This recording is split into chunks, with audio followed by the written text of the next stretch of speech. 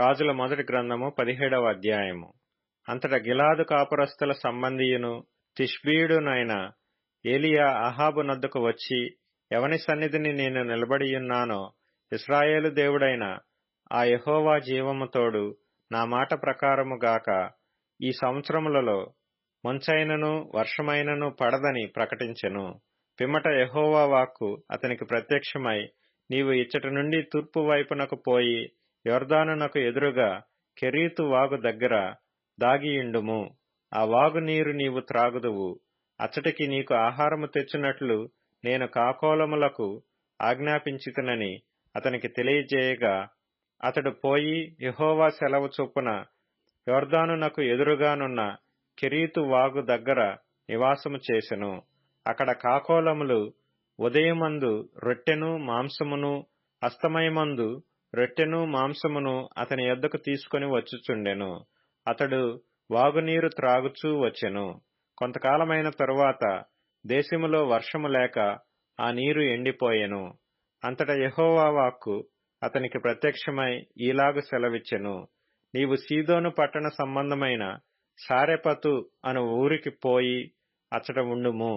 నిన్ను పోషించుటకు అచ్చటనున్న యొక్క విధవరాలికి నేను సెలవిచ్చితిని. అందుకతడు లేచి సారెపతునకు పోయి పట్టణపు గవిని యొద్దకు రాగా, ఒక విధవరాలు అచ్చట కట్టెలు ఏరుచుండుట చూచి ఆమెను పిలిచి, త్రాగుటకై పాత్రతో కొంచెము నీళ్లు నాకు తీసుకొని రమ్మని వేడుకొనెను.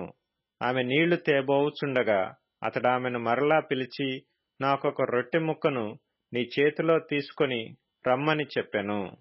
అందుకామె, నీ దేవుడైన యెహోవా జీవము తోడు, తొట్టిలో పట్టెడు పిండియు బుడ్డిలో కొంచెము నూనెయు నా యొద్దనున్నవే గాని అప్పం ఒకటైనను లేదు. మేము చావక ముందు నేను ఇంటికి పోయి వాటిని నాకును నా బిడ్డకును సిద్ధము చేసుకొనవలెనని కొన్ని పుల్లలు ఏరుటకై వచ్చితినెను. అప్పుడు ఏలీయా ఆమెతో ఇట్లనెను, భయపడవద్దు, పోయి నీవు చెప్పినట్లు చేయము. అయితే అందులో నాకొక చిన్న అప్పము మొదట చేసి నా యొద్దకు తీసుకొని రమ్ము. తరువాత నీకును నీ బిడ్డకును అప్పములు చేసుకొనుము. భూమి మీద యెహోవా వర్షము కురిపించు వరకు ఆ తొట్టిలో ఉన్న పిండి తక్కువ కాదు, బుడ్డిలో నూనె అయిపోదని ఇశ్రాయేలీల దేవుడైన యెహోవా సెలవిచ్చియున్నాడు అనెను.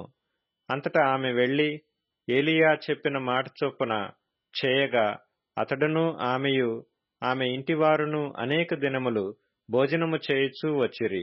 యెహోవా ఏలీయా ద్వారా సెలవిచ్చిన ప్రకారము తొట్టిలో ఉన్న పిండి తక్కువ కాలేదు, బుడ్డిలో ఉన్న నూనె అయిపోలేదు. అటు తర్వాత ఆ ఇంటి యజమానురాలైన ఆమె కుమారుడు రోగి అయి ప్రాణము నిలవజాలనంత వ్యాధి గలవాడాయెను. ఆమె ఏలీయాతో, దైవజనుడా, నా యొద్దకు నీవు రా నిమిత్తమేమి? నా పాపమును నాకు జ్ఞాపకం చేసి నా కుమారుని చంపుటకై నా యొద్దకు వచ్చితివా అని మనవి చేయగా, అతడు, నీ బిడ్డను నా చేతికిమ్మని చెప్పి ఆమె కవిగిటిలో నుండి వానిని తీసుకుని తానున్న పై అంతస్తు గదిలోనికి పోయి తన మంచము మీద వాని పరుండబెట్టి, యెహోవా నా దేవా, నన్ను చేర్చుకొనిన ఈ విధవరాలి కుమారుని చంపునంతగా ఆమె మీదికి కీడు రాజేసితివా అని యెహోవాకు మొరపెట్టి, ఆ చిన్నవాని మీద ముమ్మారు తాను పారచాచుకొని, యెహోవా నా దేవా, నా మొర్ర ఆలకించి ఈ చిన్నవానికి ప్రాణము మరలా రానిమ్మని యెహోవాకు ప్రార్థింపగా, ఏలీయా చేసిన ప్రార్థన ఆలకించి ఆ చిన్నవానికి ప్రాణము మరలా రానిచ్చినప్పుడు వాడు బ్రతికెను. ఏలీయా ఆ చిన్నవాని తీసుకొని గదిలో నుండి దిగి ఇంట ప్రవేశించి వాని తల్లికి అప్పగించి, ఇదిగో నీ కుమారుడు, వాడు బ్రతుకుచున్నాడని చెప్పగా, ఆ స్త్రీ ఏలీయాతో, నీవు దైవజనుడివై ఉన్నావనియు నీవు పలుకుచున్న యెహోవా మాట నిజమనియు ఇందుచేత నేనెరుగుదుననెను. రాజుల మొదటి గ్రంథము 18వ అధ్యాయము. అనేక దినములైన తరువాత 3వ సంవత్సరమందు యెహోవా వాక్కు ఏలీయాకు ప్రత్యక్షమై, నేను భూమి మీద వర్షము కురిపింపబోచున్నాను, నీవు వెళ్లి అహాబును దర్శించుమని సెలవీయగా, అహాబును దర్శించుటకై ఏలీయా వెళ్లిపోయెను. షోమ్రోనులో ఘోరమైన క్షామము కలిగియుండగా అహాబు తన గృహ నిర్వాహకుడగు ఓబద్యాను పిలిపించెను. ఈ ఓబద్య యెహోవాయందు బహు భయభక్తులు గలవాడై యెజెబెలు యెహోవా ప్రవక్తలను నిర్మూలము చేయుచుండగా గుహలో 50 మందిగా 100 దాచి అన్నపానములిచ్చి వారిని పోషించెను. అహాబు దేశములోని ఉదకదారులన్నిటినీ నదులన్నిటినీ చూడబోయి పశువులన్నిటినీ పోగొట్టుకొనకుండా గుర్రములను కంచరగాడిదలను ప్రాణములతో కాపాడుటకై మనకు గడ్డి దొరుకునేమో తెలుసుకొనుమని ఓబద్యాకు ఆజ్ఞ ఇచ్చెను. కాబట్టి వారు దేశమంతటా సంచరింపవలెనని చెరియొక పాలు తీసుకొని అహాబు ఒంటరిగా ఒకవైపునకును ఓబద్యా ఒంటరిగా నింకొక వైపునకును వెళ్ళిరి. ఓబద్యా మార్గమున పోవుచుండగా ఏలియా అతనిని ఎదుర్కొనెను. ఓబద్యా ఇతని నెరిగి నమస్కారము చేసి, నా ఏలినవాడవైన ఏలియావు నీవే గదా అని అడుగగా అతడు నేనే అని చెప్పి, నీవు నీ ఏలినవాని దగ్గరకు పోయి ఏలియా ఇచ్చట ఉన్నాడని తెలియజేయమనెను. అందుకు ఓబద్యా, నేను చావవలనని నీ దాసుడనైన నన్ను అహాబు చేతికి నీవు అప్పగింపనేలా? నేను చేసిన పాపమేమి?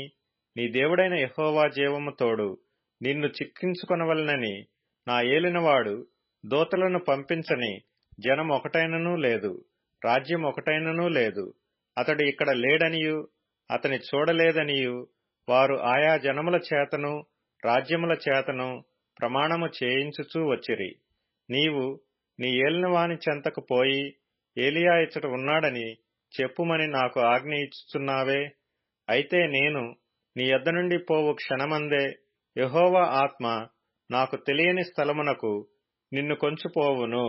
అప్పుడు నేను పోయి అహాబునకు వర్తమానం తెలియజెప్పిన తరువాత నీవు అతనికి కనబడని ఎడల అతడు నన్ను చంపివేయును. అలాగున ఆజ్ఞ ఇయ్యవద్దు. నీ దాసుడనైన నేను బాల్యము నుండి యెహోవాయందు భయభక్తులు నిలిపిన వాడను.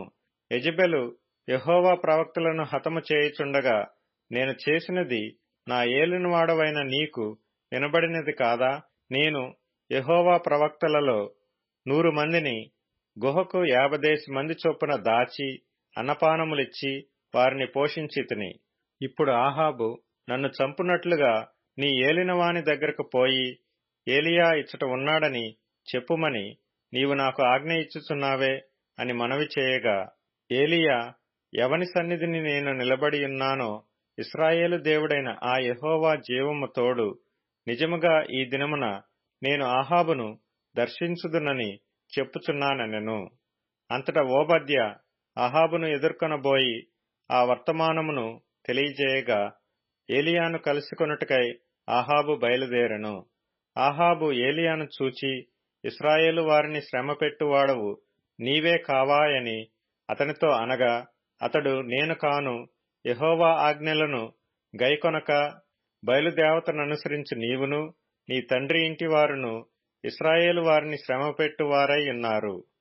అయితే ఇప్పుడు నీవు ఇశ్రాయేలు వారినందరినీ యెజెబెలు పోషించుచున్న బయలుదేవత ప్రవక్తలు 4050 మందిని, అషేరాదేవి ప్రవక్తలైన 400 మందిని నా యొద్దకు కర్మెలు పర్వతమునకు పిలువనంపుమని చెప్పెను. అహాబు ఇశ్రాయేలు వారందరి యొద్దకు దూతలను పంపి ప్రజలను కర్మెలు పర్వతమునకు సమకూర్చెను. ఏలియా జనులందరి దగ్గరకు వచ్చి, ఎన్నాళ్ల మట్టుకు మీరు 2 తలంపుల మధ్య తడబడచుందురు? యెహోవా దేవుడైతే ఆయనను అనుసరించుడి, బయలుదేవుడైతే వానిననుసరించుడని ప్రకటన చేయగా జనులు అతనికి ప్రత్యుత్తరముగా ఒక మాటైనను పలకకపోయిరి. అప్పుడు ఏలియా, యెహోవాకు ప్రవక్తలైన వారిలో నేను ఒకడనే శేషించియున్నాను.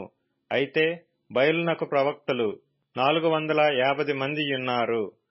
మాకు 2 ఎడ్లను ఇయ్యుడి. వారు వాటిలో ఒక దాని కోరుకొని దాని తునకలుగా చేసి క్రింద అగ్ని ఏమియూ వేయకుండానే దానిని కట్టెల మీద ఉంచవలెను. 2వ ఎద్దును నేను సిద్ధము చేసి క్రింద అగ్ని ఏమియూ వేయకుండానే దానిని కట్టెల మీద ఉంచుదును. తరువాత మీరు మీ దేవత పేరును బట్టి ప్రార్థన చేయుడి. నేనైతే యెహోవా నామమును బట్టి ప్రార్థన చేయుదును. ఏ దేవుడు కట్టెలను తగలబెట్టుట చేత ప్రత్యుత్తరమిచ్చునో ఆయనే దేవుడని నిశ్చయించుదము రండని ఏలీయా మరలా జనులతో చెప్పగా, జనులందరూ ఆ మాట మంచిదని ప్రత్యుత్తరమిచ్చిరి. అప్పుడు ఏలీయా బయలు ప్రవక్తలను పిలిచి, మీరు అనేకులై ఉన్నారు గనుక మీరే మొదట ఒక ఎద్దును కోరుకొని సిద్ధము చేసి మీ దేవత పేరును బట్టి ప్రార్థన చేయుడి. అయితే మీరు అగ్ని ఏమీయూ క్రింద వేయవద్దని చెప్పగా, వారు తమకు ఇయ్యబడిన ఎద్దును తీసుకొని సిద్ధము చేసి ఉదయము మొదలుకొని మధ్యాహ్నము వరకు బయలా మా ప్రార్థన వినుమని బయలు పేరును బట్టి ప్రార్థన చేసిరి గాని ఒక మాట అయినను ప్రత్యుత్తరమిచ్చువాడెవడునూ లేకపోగా, వారు తాము చేసిన బలిపీఠమునొద్ద గంతులు వేయ మొదలుపెట్టిరి. మధ్యాహ్నము కాగా ఏలియా, వాడు దేవుడైయున్నాడు, పెద్ద కేకలు వేయుడి, వాడు ఒకవేళ ధ్యానము చేయుచున్నాడేమో, దూరముననున్నాడేమో, ప్రయాణము చేయుచున్నాడేమో, వాడు నిద్రపోచున్నాడేమో, మీరు ఒకవేళ లేపవలసి ఉన్నదేమో అని అపహాస్యము చేయగా, వారు మరి గట్టిగా కేకలు వేయిచు రక్తము కారు మట్టుకు తమ మర్యాద చొప్పున కత్తులతోనూ శస్త్రములతోనూ తమ దేహములను కోసికొనుచూ నుండిరి. ఈ ప్రకారము మధ్యాహ్నమైన తరువాత అస్తమయ నైవేద్యము అర్పించు సమయము వరకు వారు ప్రకటనము చేయుచూ వచ్చిరి గాని మాటయైనను ప్రత్యుత్తరమిచ్చిన వాడైనను లక్ష్యము చేసిన వాడైనను లేకపోయెను. అప్పుడు ఏలీయా, నా దగ్గరకు రండని జనులందరితో చెప్పగా, జనులందరూ అతని దగ్గరకు వచ్చిరి. అతడు క్రింద పడద్రోయబడియున్న యెహోవా బలిపీఠమును బాగుచేసి యెహోవా వాక్కు ప్రత్యక్షమై, నీ నామము ఇశ్రాయేలగునని వాగ్దానము నొందిన యాకోబు సంతతి గోత్రముల లెక్క చొప్పున 12 రాళ్లను తీసుకొని ఆ రాళ్ల చేత యెహోవా నామమున ఒక బలిపీఠము కట్టించి దాని చుట్టూ 2 మానికల గింజలు పట్టునంత లోతుగా కందకమొకటి త్రవ్వించి కట్టెలను క్రమముగా పేర్చి ఎద్దును తునకలుగా కోసి ఆ కట్టెల మీద ఉంచి జనులు చూచుచుండగా, మీరు 4 తొట్ల నిండా నీళ్లు నింపి దహనబలి పశుమాంసము మీదను కట్టెల మీదను పోయుడని చెప్పెను. అది అయిన తరువాత రెండవ మారు ఆ ప్రకారమే చేయుడని అతడు చెప్పగా, వారు రెండవ మారును అలాగు చేసిరి. మూడవ మారును చేయుడనగా వారు మూడవ మారును చేసిరి. అప్పుడు ఆ నీళ్లు బలిపీఠము చుట్టూను పొర్లి పారెను. మరియు అతడు కందకమును నీళ్లతో నింపెను. అస్తమయ నైవేద్యము అర్పించు సమయమున ప్రవక్తయగు ఏలీయా దగ్గరకు వచ్చి ఈలాగు ప్రార్థన చేసెను. యెహోవా, అబ్రహాము, ఇస్సాకు, ఇశ్రాయేలీల దేవా, ఇశ్రాయేలీల మధ్య నీవు దేవుడువై ఉన్నావనియు నేను నీకు సేవకుడనై ఉన్నాననియు ఈ కార్యములన్నీయు నీ సెలవు చేత చేసితిననియు ఈ దినమున కనపరచుము. యెహోవా, నా ప్రార్థన ఆలకించుము. యెహోవావైన నీవే దేవుడువై ఉన్నావనియు నీవు వారి హృదయములను నీ తట్టుకు తిరగజేయదువనియు ఈ జనులకు తెలియనట్లుగా నా ప్రార్థన అంగీకరించుము. అతడు ఈలాగన ప్రార్థన చేయుచుండగా యెహోవా అగ్ని దిగి దహనబలి పశువులను, కట్టెలను, రాళ్లను, బుగ్గిని దహించి కందకమందున్న నీళ్లను ఆరిపోచేసెను. అంతట జనులందరూ దాని చూచి సాగిలపడి యెహోవాయే దేవుడు, యెహోవాయే దేవుడు అని కేకలు వేసిరి. అప్పుడు ఏలీయా, ఒకనినైనా తప్పించుకొని పోనీయక బయలు ప్రవక్తలను పట్టుకొనుడని వారికి సెలవీయగా జనులు వారిని పట్టుకొనిరి. ఏలీయా కీషోను వాగు దగ్గరకు వారిని కొనిపోయి అక్కడ వారిని వధించెను.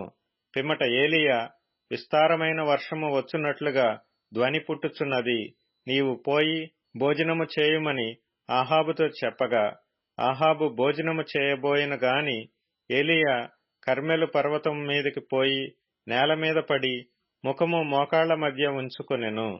తరువాత అతడు తన దాసుని పిలిచి, నీవు పైకి పోయి సముద్రము వైపు చూడుమనగా, వాడు మెరక ఎక్కి పారజూచి ఏమీయూ కనబడలేదనగా అతడు ఇంకా 7 మార్లు పోయి చూడుమని చెప్పెను. 7వ మారు అతడు చూచి అదిగో మనిషి చెయ్యి అంత చిన్న మేఘము సముద్రము నుండి పైకి ఎక్కుచున్నదనెను. అప్పుడు ఏలీయా, నీవు ఆహాబు దగ్గరకు పోయి, నీవు వెళ్లకుండా వర్షము నిన్ను ఆపకుండునట్లు నీ రథమును సిద్ధపరచుకొని పొమ్మని చెప్పుమని వానిని పంపెను. అంతలో ఆకాశము మేఘములతోనూ గాలివానతోనూ కారు కమ్మెను. మోపైన వాన కురిసెను గనుక ఆహాబు రథమెక్కి యెజ్రెయేలునకు వెళ్లిపోయెను. యెహోవా హస్తము ఏలీయాను బలపరచగా అతడు నడుము బిగించుకొని అహాబు కంటే ముందుగా పరిగెత్తుకొని పోయి యెజ్రెయేలు గుమ్మమునొద్దకు వచ్చెను. రాజుల మొదటి గ్రంథము 19వ అధ్యాయము.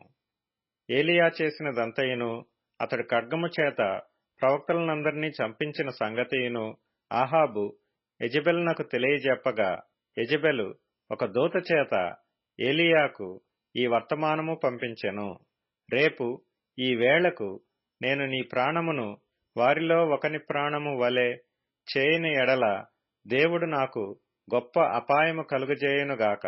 కాబట్టి అతడు ఈ సమాచారము తెలుసుకొని లేచి తన ప్రాణము కాపాడుకొనుటకై పోయి యూదా సంబంధమైన బెయేర్షెబాకు చేరి అచ్చట ఉండుమని తన దాసునితో చెప్పి, తాను ఒక దిన ప్రయాణము అరణ్యములోనికి పోయి ఒక బదరీ వృక్షము క్రింద కూర్చుండి మరణాపేక్ష గలవాడై, యెహోవా, నా పితరుల కంటే నేను ఎక్కువ వాడను కాను, ఇంత మట్టుకు చాలును, నా ప్రాణము తీసుకొనుము అని ప్రార్థన చేసెను. అతడు బదరీ వృక్షము క్రింద పరుండి నిద్రించుచుండగా ఒక దేవదూత వచ్చి అతని ముట్టి, నీవు లేచి భోజనము చేయుమని చెప్పెను. అతడు చూసినంతలో అతని తల దగ్గర నిప్పుల మీద కాల్చబడిన అప్పమును నీళ్ల బుడ్డియు కనబడెను. గనుక అతడు భోజనము చేసి తిరిగి పరుండెను. అయితే యెహోవా దూత రెండవ మారు వచ్చి అతన్ని ముట్టి, నీ శక్తికి మించిన ప్రయాణము నీకు సిద్ధమై ఉన్నది, నీవు లేచి భోజనము చేయుమని చెప్పినప్పుడు అతడు లేచి భోజనము చేసి ఆ భోజనపు బలము చేత 40 రాత్రింబగళ్లు ప్రయాణము చేసి దేవుని పర్వతమని పేరు పెట్టబడిన హోరేబునకు వచ్చి అచ్చట ఉన్న ఒక గుహలో చేరి బస చేసెను. యెహోవా వాక్కు అతనికి ప్రత్యక్షమై, ఏలీయా, ఇచ్చట నీవేమి చేయుచున్నావని అతని నడుగగా, అతడు, ఇశ్రాయేలు వారు నీ నిబంధనను త్రోసివేసి నీ బలిపీఠములను పడగొట్టి నీ ప్రవక్తలను ఖడ్గము చేత హతము చేసిరి. సైన్యములకధిపతియు దేవుడు నగు యెహోవా కొరకు మహారోషము గలవాడనై నేను ఒకడును మాత్రమే మిగిలియుండగా వారు నా ప్రాణమును కూడా తీసివేయుటకై చూచుచున్నారని మనవి చేసెను. అందుకాయన, నీవు పోయి పర్వతము మీద యెహోవా సముఖమందు నిలిచియుండుమని సెలవిచ్చెను. అంతటా యెహోవా ఆ వైపుగా సంచరింపగా బలమైన పెనుగాలి లేచెను. యెహోవా భయమునకు పర్వతములు బద్దలాయెను, శిలలు చిన్నాభిన్నములాయెను. గాని యెహోవా ఆ గాలి దెబ్బయందు ప్రత్యక్షము కాలేదు. గాలిపోయిన తరువాత భూకంపము కలిగెను. గాని ఆ భూకంపమునందు యెహోవా ప్రత్యక్షము కాలేదు. ఆ భూకంపమైన తరువాత మెరుపు పుట్టెను. గాని ఆ మెరుపునందు యెహోవా ప్రత్యక్షము కాలేదు. మెరుపు ఆగిపోగా మిక్కిలి నిమ్మళముగా మాట్లాడు ఒక స్వరము వినబడెను. ఏలీయా దాని విని తన దుప్పటితో ముఖము కప్పుకొని బయలుదేరి గుహ వాకిట నిలిచెను. అంతలో ఏలీయా, ఇచ్చట నీవేమి చేయుచున్నావని ఒకడు పలికిన మాట అతనికి వినబడెను. అందుకతడు, ఇశ్రాయేలు వారు నీ నిబంధనను త్రోసివేసి నీ బలిపీఠములను పడగొట్టి నీ ప్రవక్తలను ఖడ్గము చేత హతము చేసిరి. సైన్యములకధిపతియు దేవుడు నగు యెహోవా కొరకు మహారోషము గలవాడనై నేను ఒకడును మాత్రమే మిగిలియుండగా వారు నా ప్రాణము తీసివేయుటకై చూచుచున్నారని చెప్పెను. అప్పుడు యెహోవా అతనికి సెలవిచ్చినదేమనగా, నీవు మరలి అరణ్య మార్గమున దమస్కునకు పోయి దానిలో ప్రవేశించి సిరియా దేశము మీద హజాయేలునకు పట్టాభిషేకం చేయుము. ఇశ్రాయేలు వారి మీద నింషీ కుమారుడైన యెహూకు పట్టాభిషేకం చేయుము. నీకు మారుగా ప్రవక్తయ్యుండుటకు అబేల్మెహోలా వాడైన షాపాతు కుమారుడైన ఎలీషాకు అభిషేకము చేయుము. హజాయేలు యొక్క ఖడ్గమును తప్పించుకొని వారిని యెహూ హతము చేయును. యెహూ యొక్క ఖడ్గమును తప్పించుకొని వారిని ఎలీషా హతము చేయును. అయినను ఇశ్రాయేలు వారిలో బయలునకు మోకాళ్ళలోనకయు నోటితో వాని ముద్దు పెట్టుకొనకయు నుండు 7,000 మంది నాకు ఇంకనూ మిగిలియుందురు. ఏలియా అచ్చటి నుండి పోయిన తరువాత అతనికి శాపాతు కుమారుడైన ఎలీషా కనబడెను. అతడు తన ముందరనున్న 12 అరకల ఎడ్ల చేత దుక్కి దున్నించుచు 12వ అరక తాను తోలుచుండెను. ఏలియా అతని చేరబోయి తన దుప్పటి అతని మీద వేయగా అతడు ఎడ్లను విడిచి ఏలియా వెంట పరిగెత్తి, నేను పోయి నా తల్లిదండ్రులను ముద్దు పెట్టుకొని తిరిగి వచ్చి నిన్ను వెంబడించెదనని చెప్పి అతనిని సెలవడుగగా అతడు పోయి రమ్ము, నా వలన నీకు నిర్బంధము లేదని చెప్పెను. అందుకతడు అతనిని విడిచి వెళ్లి కాడి ఎడ్లను తీసి వధించి వాటి మాంసమును గొర్తినొగల చేత వంట చేసి జనులకు వడ్డించెను. వారు భోజనము చేసిన తరువాత అతడు లేచి ఏలియా వెంబడి వెళ్లి అతనికి ఉపచారము చేయుచుండెను. కీర్తనల గ్రంథం 85వ కీర్తన. యెహోవా, నీవు నీ దేశము ఎడల కటాక్షము చూపియున్నావు. చెరకుపోయిన యాకోబు సంతతిని నీవు వెనుకకు రప్పించియున్నావు. నీ ప్రజల దోషమును పరిహరించియున్నావు. వారి పాపమంతయు కప్పివేసియున్నావు. నీ ఉగ్రత అంతయు మానివేసియున్నావు. నీ కోపాగ్నిని చల్లార్చుకొనియున్నావు. మా రక్షణకర్తవగు దేవా, మా వైపునకు తిరుగుము. మా మీదనున్న నీ కోపము చాలించుము. ఎల్లకాలము మా మీద కోపగించెదవా? తరతరములు నీ కోపము సాగించెదవా? నీ ప్రజలు నీ యందు సంతోషించునట్లు నీవు మరలా మమ్మును బ్రతికింపవా? యెహోవా, నీ కృప మాకు కనపరచుము. నీ రక్షణ మాకు దయచేయుము. దేవుడైన యెహోవా సెలవిచ్చు మాటను నేను చెవిని బెట్టెదను. ఆయన తన ప్రజలతోనూ తన భక్తులతోనూ శుభవచనము సెలవిచ్చును. వారు మరలా బుద్ధిహీనులు కాకుందురు గాక. మన దేశములో మహిమ నివసించునట్లు ఆయన రక్షణ ఆయనకు భయపడు వారికి సమీపముగానున్నది. కృపాసత్యములు కలిసి కొనినవి. నీతి సమాధానములు ఒకదానినొకటి ముద్దు పెట్టుకొనినవి. భూమిలో నుండి సత్యము మొలచును. ఆకాశములో నుండి నీతి పారజూచును. యెహోవా ఉత్తమమైన దాని ననుగ్రహించును. మన భూమి దాని ఫలమిచ్చును. నీతి ఆయనకు ముందు నడుచును. ఆయన అడుగుజాడలలో అది నడుచును. యోహాను సువార్త 20వ అధ్యాయము. ఆదివారమున ఇంకనూ చీకటిగా ఉన్నప్పుడు మగ్దలేని మరియ పెందలకడ సమాధి యొద్దకు వచ్చి సమాధి మీద ఉండిన రాయి తీయబడి ఉండుట చూచెను. గనుక ఆమె పరిగెత్తుకొని సీమోను పేతురు నొద్దకును యేసు ప్రేమించిన ఆ మరి ఒక శిష్యుని యొద్దకును వచ్చి ప్రభువును సమాధిలో నుండి ఎత్తుకొని పోయిరి. ఆయనను ఎక్కడ ఉంచిరో ఎరుగమని చెప్పెను. కాబట్టి పేతురును ఆ శిష్యుడును బయలుదేరి సమాధి యొద్దకు వచ్చిరి. వారిద్దరును కూడి పరుగెత్తుచుండగా ఆ శిష్యుడు పేతురు కంటే త్వరగా పరుగెత్తి ముందుగా సమాధి యొద్దకు వచ్చి వంగి నారబట్టలు పడియుండుట చూచెను గాని అతడు సమాధిలో ప్రవేశింపలేదు.